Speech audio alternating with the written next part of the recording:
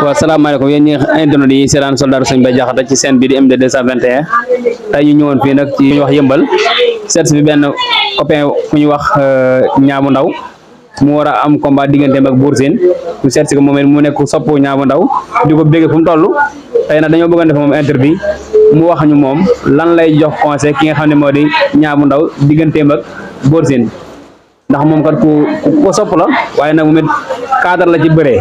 xam na nag dafa dugg métier mais nag ku am xam-xamu bëri la te ku ci xarañ la tey nag moom lañ seet si ngir mu wax ñu wala mu wax ak ki nga xam ne moo di ñaamu ndaw ana lan la war a waajal combat bi diggante ak Boursin. actuellement ni sa waay maanaam ñaamu ndaw quoi actuellement ne moom la ñuy topp maanaam moo fi nekk quoi waaw ñun daanaka waaw yaa ma gën a xam daal mënuñ wax si moom jërul Baye Fall la te ñun ay Baye Daaru lañ mënuñu nekk ragal quoi comprendre nga waaw doo daal nag toog si tànk yi déglu sa waay amul ci làmb ji du dul wax ci bari quoi waaw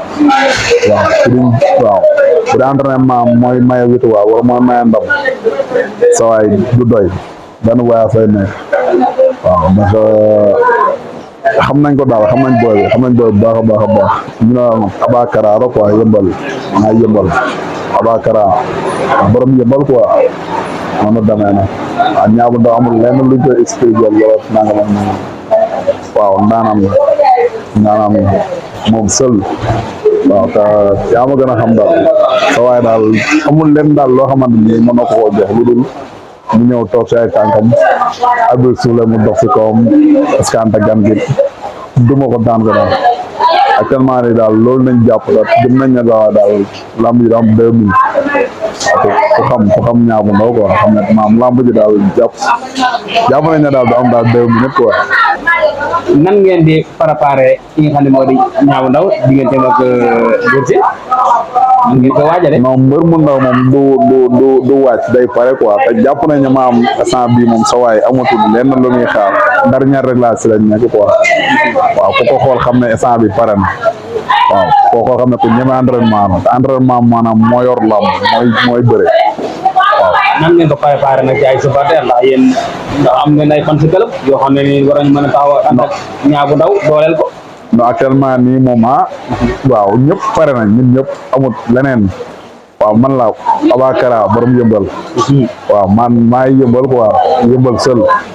waaw ñun noppi nañ bu yàgg. kon nag boo waxee ñaabu ndaw waxal la ko ne sa waaye ngi nii ku la sopp la ku la topp la tamit waaye nag ku xam lamb la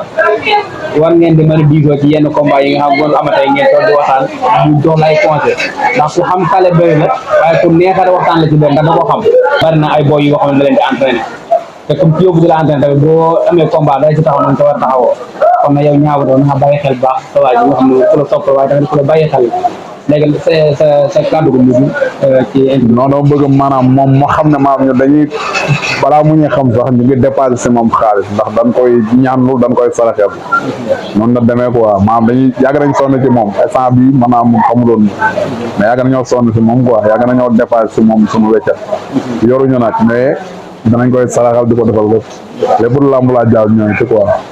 sunu waay la ñun ay Baye Daaru lañ amuñ lenn lu dul daaru ñun maam Thierno nañuy topp mooy suñu sëriñ yàlla na fi yàgg te wér waaw ñun ay Baye Daaru yu mag lañ waaw am nañ fi tamit sama booy sama poulain bolo bu ñuul bi quoi bamba bolo bu ñuul bi borom yëmbal waaw mooy fi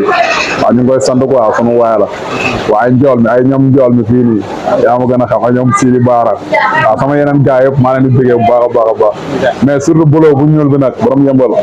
bolo bu ñuul bi waaw noonu la demee waaw sant bi moom mooy ci quoi mooy waaj lu rëy après ñaabu ndaw bi mu ngi waaj lu rëy ñu ne xaaral ba presque ñaabu ndaw bi stade Géejawaay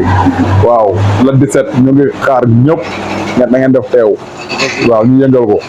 ba mu neex ñu dem stade ray waay ñu bi si toog waaw ñoo ngi sant ñoo ngi gërëm ñëpp waaw. kon jaajëf mbokk yi nga xam ne yéen a seetaan MD 221